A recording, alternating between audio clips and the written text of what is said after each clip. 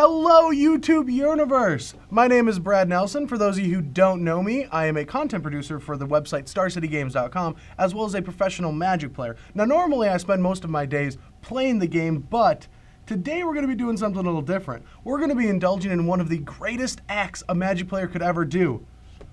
Opening a box of booster packs. That's right, we've got a Wizards of the Coast Magic 2015 core set that we're going to be opening all 36 packs. So please join me as we finally figure out what's in the box. What's in the box? What's in the box? All right, so first things first is we have to get this plastic off the box. Now, the best way I have found is to just use pressure and pull. But since I do not have nails, there we go. We finally got it. All right, so it's Garrickception going on right now. There's just 2 Garricks. Schedule casual events at your store. I don't have a store. All right, so we don't need that, but we do have 36 packs to crack now, so let's get started. All right. All right, so Frostlinks is a pretty good common. Wall is not. Oppressive Rays, we just saw this printed. They just they do that sometimes. They just print a new card right away. Ornithopter. Oh, wow, I didn't even know this is common now. Well, there's going to be some uncommons you combo with this. We have finally solved the question. Schrodinger's cat is still alive and well. And he's very alive and well because we are destroying every single non-white creature. This is a great limited starting point. Oh yeah, we don't need these. We don't need any of these for now because Mass Calcify is a great limited card, but that's about all it is. So let's keep going. All right, well, Triplicate Spirits is probably the best limited card in the set and almost for sure my first pick. Never mind, that's not true. We got a Hornet Queen. And now this is a card that came out in, I don't know, about, I'd say a couple years back in one of the plane chases. Oh, Commander. Yeah, it came out in the Commander thing. And it was pretty bonkers. And just like they did with Scavenger News, they brought it back for a standard format. And with Court of Calling in the set, I think this card will see some constructed play. It would definitely be my first pick. This pack is busted, actually. Wow, Lightning Strike, Triplicates, Cone of Flames. That is a good pack. I think we're off to a good start here with a Hornet Queen and some good packs. All right. Oh no, see this is the problem. We're opening 36 packs, but I gotta go to the rare. I gotta go to the rare. All right, so Master of Predicaments. Cool limited card. You're not gonna see it played that much in Constructed. Okay, so here we go. We got the first one. Now, during this opening, I always like when I open a box to take all the staffs and have a staff race. So see which staff has the most copies. So, as we're opening this box today, we're going to be doing what I call a horse race or a staff race. We're going to just see which one is in the lead. So Black starts, which is a good place to be because it's actually the only one that's ever seen Constructed play. It won a GP. Like, it was in the sideboard of a GP. Yuya Watanabe, he is a pro. But other than that, Master of Predicaments is a pretty sweet limited card. And if you play against this card in limited, always name that their card is greater than 4 because you can beat a cheap card, but if they're hitting you and they get to put something huge into play, you're just dead. You're not coming back. So even if they get you, like they're getting you with a 3-drop, who really cares? They could have cast that at that point in the game. All right, pick number 4. All right. Oh, we got. let's see if we can get 4 of the insects for the Hornet Queen. If we open a Hornet's Nest, then I guess we can't really activate him too much. Ooh, Goblin Rebel Master. This is a card that I'm actually really curious about for Constructed. Just being able to put a token into play every single turn. Even though it has to attack, it's just free value. So if you ever get ahead of your opponent with removal spells or more goblins, I think that it could be a potential playable. But other than that, that would be my first pick. It seems really powerful and limited. All right, I want a Mythic. That's what we're here for. We're here to open Mythics. Let's get a Garrick, or Garruk, or a Hoarding Dragon. This is a card that that could potentially go get us our staffs. Yeah, this pack's... I mean, I would take the dragon, but it's... Yeah, that is not what I want. Come on, Garrick. You were calling. Triplicate Spirits. Ah, Court of Calling! And a foil Congregate. Now, Congregate is a really weird card. Last format in M14, it was a bonkers limited card. It was so powerful, just gaining 2 from each creature. It still could be good in this format because, like, if you have a lot of Triplicate Spirits, you're attacking in the air and they're trying to beat you down on the ground, and because your cards produce 3 creatures, that you might be able to gain, like, upwards to 30 life and just win the race. But Court of Calling, that's a really good rare to open because it's going to see standard play, it sees modern play right now, and it can go get us our Hornet Queen. And we're already getting a combo built through our box. Lightning Strike's a good sign. I think we're going to open a really good card. We did. It's called a Sign in Blood. Everyone at home, if you have not seen this card played in a format that caters to it, this card is going to be one of the most broken cards in Standard. It's the best card in the set for Constructed, and that's because I think the card is almost unprintable. I think it's that good. And Wizards might not know that because every time it's been in Standard before, it was in a format like Cobblade, where cards got banned, and Goblin Guide and Lightning Bolt existed. But enough slow rolling. Genesis Hydra. All right, we're building a theme. We have the mono green devotion deck. We're starting it. See, we got a Hornet Queen, a Court of Calling, and a Genesis Wave. All 3 of these cards are going to be in a deck that exists. Other than that, we have the uncommon Darksteel Citadel. Oh, Staboon. This is a limited All-Star pack. And I think that this is the first time in a limited format Darksteel Citadel is going to see play. Because we haven't opened one yet, but there's the enchantment that we'll get to, or that makes an artifact a guy. And trust me, I had Hot Soup attacking my opponent on turn 2 already in this format, and it's a delight. All right. Nope. What makes 3/3 beasts? All right, Goblin Kaboomist. So I think there was a flavor follow with this card, a big one. So what it says is every turn you flip a coin, and if you lose the flip, Goblin Kaboomist deals 2 damage to himself. But I feel like every single of the, what are they called, landmines, should have that trigger on them because he's a goblin, he's dumb, right? That's the whole thing about this card, is he's going to blow himself up. So every time you have a landmine in play, that should cost a flip. So you should have to flip like 5 times because he's going to step on one of those landmines he made. Like, that's just going to be a thing. Ooh, this is the best card in the pack, though.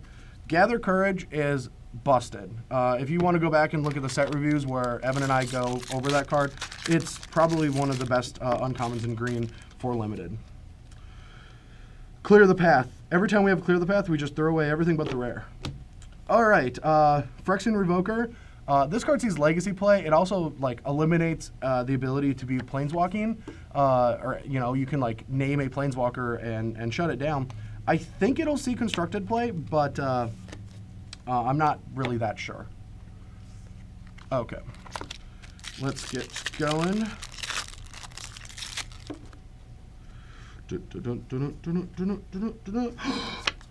We got a staff. Red's in the race. Red is in the race. And that is a foil planeswalker. Too bad it doesn't make any tokens, so then we could get foil tokens. But this is the double mythic. We're opening double mythic right now. The box is getting better. First off, Chandra Pyromancer. This is the second printing of the card, and it's a very powerful planeswalker. And one of the great things it does right now during this weird period where M14 and M15, the core sets exist together, is that it kills Lifebane Zombie. And for any deck that's playing green creatures, you're going to want to have a way to kill Lifebane Zombie. So it might get better once the format slows down and, what's the set called? Return to Ravnica finally, exits. The other card, Soul of New Phyrexia, I think it is decent. It seems pretty powerful. Obviously, this is the pack you don't want to open in limited because what happens is you don't really know what you have to take. I guess you have to take the Chandra, and your opponent's going to be like, why'd you give me a 6/6 for 6? But, yeah, that is starting off to be, that's where we want to be. Also, we have another staff, so red is now in the race. All right, Void Snare. That's a good comment. I think that this is going to see some play in limited. Inferno Fist is definitely a good limited card. Siege Worm at common. I can't believe that. Another Sign in Blood. Oh, Necromancer Stockpile. Don't play this card. Just don't do it. Ever. You can build this sweet deck and you're like, I can just make a bunch of zombies and pay mana and draw cards. And that's not going to win you a game of Magic. Trust me. It's just not. I know that there's a couple about you out there that are like pretty mad at me for saying that, but just don't do it. I warned you. Another Void Snare back to back. All right. I can't be mad at getting the dual lands. These are going to be important currently in Standard as well as after rotation. But other than that, that was a pretty boring pack. I mean, we're going to have a couple duds, right? We just opened a foil Planeswalker. I guess we can be greedy. We can have it all, right? We can have it all. Like right now. Never mind. Chasm Skulker is a pretty sweet limited card, but outside of that, it's going to be bad. At least if we turn to Frog it, it's gonna still keep its base power because you get counters as opposed to just turning into a 1/1. It will be 1/1 that if you kill it, you don't get all the guys, but he will keep his power and toughness. Right now, I would like to ask you a question. What do you think's in the pack? Oh yeah, that's the level of humor you get. And that's exactly what I just did to you with that joke. To be honest, this is the first card that Star City Games' Brian Brown Dune actually was part of the art process. He had to fly to where Jason Rainville lived and had to model for him. First modeling career, No, actually this card's really good. For right now, while Sphinx's Revelation is in the format, most of the times I don't like cards like Cranial Extraction Effects because I just don't think they're good. But in a format where the most powerful spell that gives inevitability is Sphinx's Revelation and a deck leans so heavy on it, this is a fine card for mono black decks to just strip that from them and kill them. So it's a card that you're going to want access to. Oh, shoot, I missed it. We have the blue. So right now, Grixis is in the lead. Selesnya has not shown up to the battle, but hopefully we'll get there. Heliod's Pilgrim is actually a really cool card. I don't know if it'll see constructed, but it could. Oh, it's a sad day when all three of the uncommons are so much better than the rare. This card's good and limited, but you have to get there, and 8 mana is a lot of mana. All right. Okay, well, this is like a good limited card. You're going to be happy to open it in a draft. But other than that, it might see mono blue sideboards, but the art is sweet and the flavor's sweet. And if you look close enough, here, if we can get this close enough, it's got little froggies on the horses. They're riding them. I think this card's really cool. The flavor is definitely there. All right. I think this is the first time I see a Welcome unless I passed right through them. Urborg! All right, so Urborg is one of my favorite lands ever just for the fact that it's like the only one in Standard that when it's in play, it affects your opponent. So sometimes you can actually just like help them. Think of a mono blue deck. If they have too many Mutabolts, but you play an Urborg, they're going to be able to cast their Nightfell Spectre. But it's going to help your decks as well. So I'm a big fan of Urborg existing because it adds a lot of complexity to Magic. I mean, even in a world where the slivers don't help each other, we have Urborg to help our opponents. All right. Waste Not. Now, this is a community card. Wizards actually had the community vote a bunch of times to make a Magic card. Now, I helped vote once, and it was for this card not to exist. But I was in the minority. And it's actually a pretty cool card. And as you can see, it's like a card that you're going to want to draft with Mind Rots. Now, Mind Rot's not a bad limited card, especially if you play this first, because every single time they discard a land, you get mana. So if you play Mind Rot and they discard 2 lands, you can play a 4-drop, and that's almost acceleration, and that's almost too good for limited. But anytime they discard a creature or a non-creature spell, you're going to get value. You're either going to get a zombie or a card. So I could see it being played in limited, but you have to have a deck. And we got the Wild Mega, so now we are only missing white. The white staff is the only one that has not shown up to the party.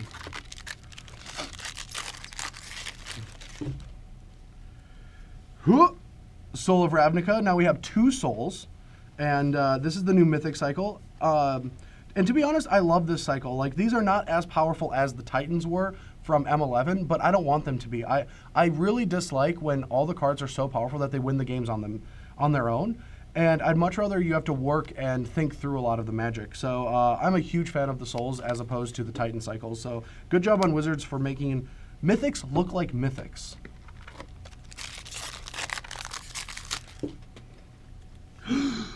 Burning Anger. This is the kind of card that will just, cause some anger in a game of Magic. Either your opponent's going to 2-for-1 you, or you're just going to kill everything that they've ever done. So, good, powerful, high variance limited card. Probably the card that I would take in the pack because it should at least, come into play, enchant something, kill something, and then if they kill this, it's still a 2-for-2. Feral Incarnation, I think, is a powerful limited card, but I have not seen it played yet. But that's 9. 9's pretty expensive. And the old Gravedigger, so good that they finally made it uncommon. All right, I think we are overdue for a foil Planeswalker. I don't know about you guys, but we've opened like, 6 packs and not had one? Foil common and a Spectra War, because if you thought Hexproof was annoying last year, well, welcome, because it is back. This card already is the only thing that's killed me in M15 Limited. And to be honest, it's not fun. You have to board in your naturalizes, even though this is the only one they have, and they just kill you with it. And you forget to block with your Juggernauts because you could. I'm not that good at this game.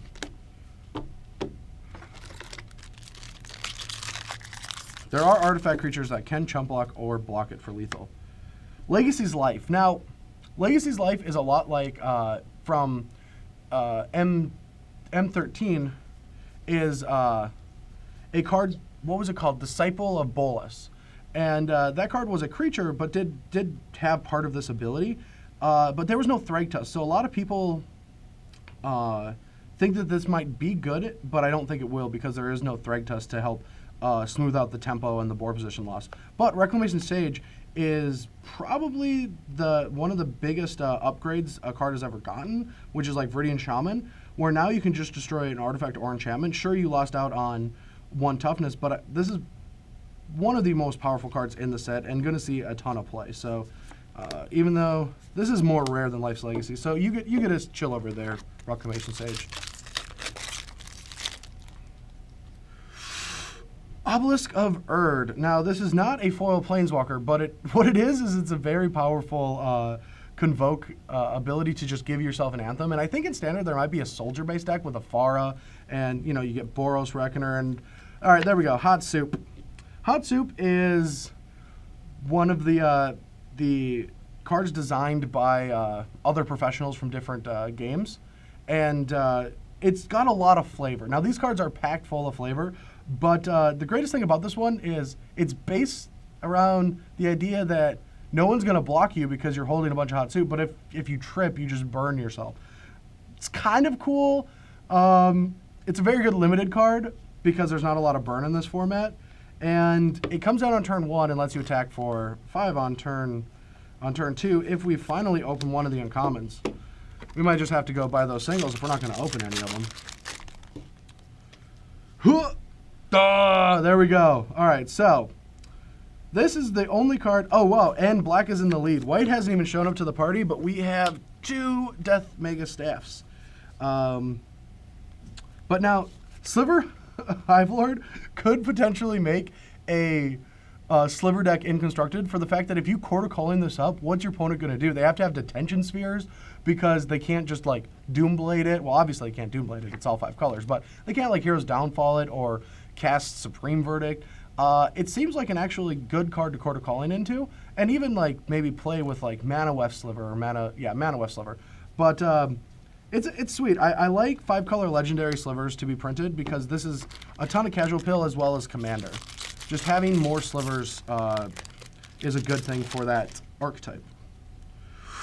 All right, we got a foil Mountain. That is not a foil Chandra, but it will go in our foil Chandra deck. And we have a Yissen, the Warder Bard. Now, for those of you who don't know me, my nickname is Bard. It's not because I sing. It's because my name is Brad, and a lot of people misspell things on the internet. But this is the first time I've ever seen a constructed worthy Bard in Magic, so I might have to build a deck around it. Now, this is no... wow, is that... Yeah, all right, so... This is a pack you want to open in sealed. Just 3 uncommon green creatures and the green rare. But I don't think this card will see any constructed play now, maybe next season, because it does have the power of just being able to go up and tutor up any creatures given enough time. All right. So I like that we open a foil Chandra, and I'm not going to get greedy, but I really wanted a Garruk. That's why we're here. I didn't want a Crucible of Fire. This card is really bad because dragons are big. Like, sure, like Khaleesi's dragons need a Crucible of Fire because they're tiny right now and they can't go invade. But most dragons are huge and don't need this card. Like, this is the biggest like card to like have, you know, like you have your cake, you need it too. Like you have a dragon in play that's already attacking them. Why do you need to make it bigger? It does make Mutavaults bigger, which is sweet. Now Stoke of Flames. Oh, all right. So blue and black. We are definitely have a race right now, but they're running away with it. But Stoke of Flames is a really interesting card because the Convoke mechanic is not what you want burn spells to do, because you just want to attack with all your guys and then burn them out.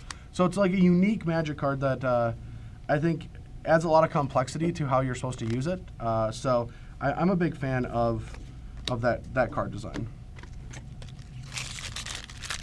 We're coming to a close.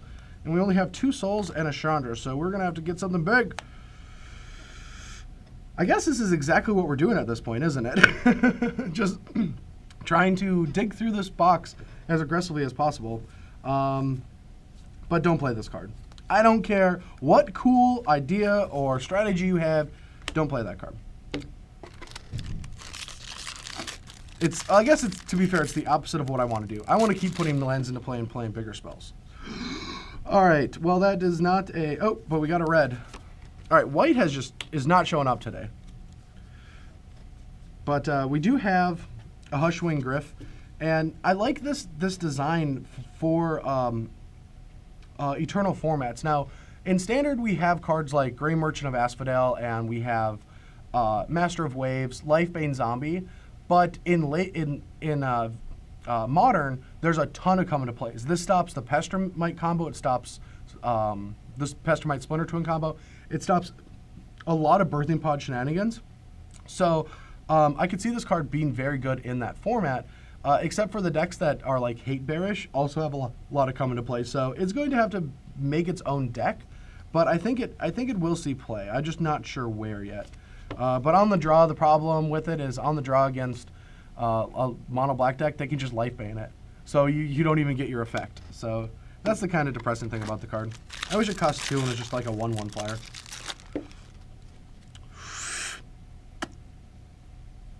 I've never even seen this card. Or I forgot, at least I forgot about it. Oh, okay, yeah. This is that really bad clone. All right, so we're gonna take a moment to talk about clones. Clones are a Magic card that help you always have at least the best thing on the board. So you'll have parity. If your opponent plays a big dragon, you get a big dragon. This is like the first clone that doesn't let you clone your opponent's stuff. And so if they have something big, like you don't, and so you can't like clone it, and if you have something big, you already have something big, so why do you need another of that thing? So I'm not a big fan of that clone design. I think this is one of the weakest ones, but to be fair, they keep printing clones and we keep breaking them, so they gotta do something about it.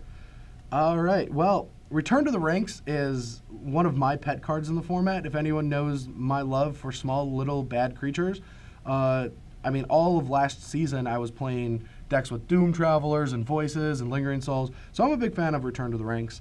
I just don't know the shell yet, but I think this card will see some constructive play, so it's a card that I would want to have access to. It's something that I will have a set before I know what to do with it. All right, we're down to the last stretch. 6 packs left. We're 30 down We only have one foil planeswalker. Let's fix this. All right, well, that is not a foil planeswalker, but that will let us clone our Chandra, right? That's how the rules work? Is that no? That's not how the rules work? Okay. Well, let's make that the rules. All right. Clear the path all the way back. Colonian Twin Grove. Now, when you want a big creature, like a Dungrove Elder, but you want 2 of them, that's when Colonial Twin Grove comes into play, because this costs twice as much as a Dungrove Elder, but it's 2 of them, but you don't get hexproof. I think this card's actually extremely powerful and limited, and could see played maybe a Nissa, in a Nissa mono green deck, but for now it's just a limited bomb. But I would take that. The squid. I love that a blue squid token exists.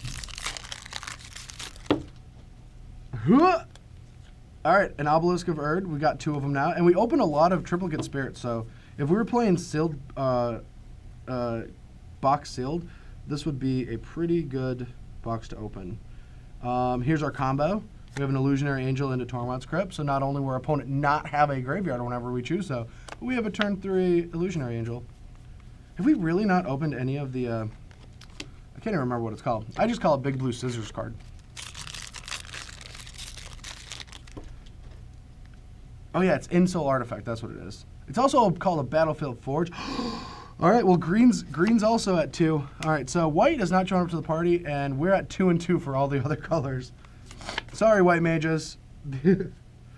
But Battlefield Forge is probably the best of all of the Pain lands to come out for new standard, just for the fact that the white weenie decks really want to have good red mana for the burn spells. So I think that this one will see a lot of play and make white-red humans a thing again. All right, 2 packs left. All right, let's slow roll this. None of these are rares yet, and I think we all know that's not going to happen. Oh, wait. Mill 7. All right. 1, 2, 3, 4, 5, 6, 7, 8. All right. 2 Quarter Callings isn't bad. I think this card's just going to go up in value anyway, so I'm not that mad to open that. But, all right, come on, Garrick. Come on, Garrick. I want you so bad.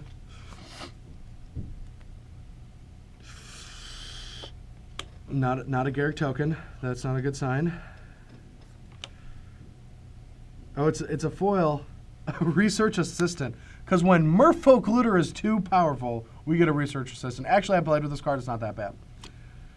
All right, we're down to the last card. Oh, it's an artifact. It's an artifact. Let's see if it has a power and toughness.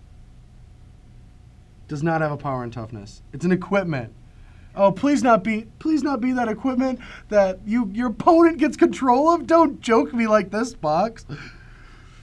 Nope, it's a Haunted Plate Mail. Thank you. And white made it to the table. White finally takes dead last, but at least showed up to the race. That's really sad that we didn't have a winner. It was a 4-way tie. This is to be honest, this is kind of what the race does when you open a box with them. Not gonna lie, it's usually just a 2 or 3-way tie, but not a 4-way tie. Hunted Plate Mail, last card. Also a card that goes really well with one of my favorite Magic cards that is about to rotate, which is Trading Post. So it'll be a sad day, but Haunted Plate Mail is going to keep it up. Other than that, yeah, that was 36 packs we cracked, and all we got was a foil Planeswalker. Oh, also all of these other rares that are sweet. I would think we did a good job. Now I have to go find a sleeve for this card because I'm going to go show that off. But thank you all for watching me unbox 36 packs of Magic 15 core set. Please like or subscribe if you enjoyed watching me open these packs. And if not, do it anyway. Because commenting's cool. Anyway, guys, thanks for watching, and I will see you guys later.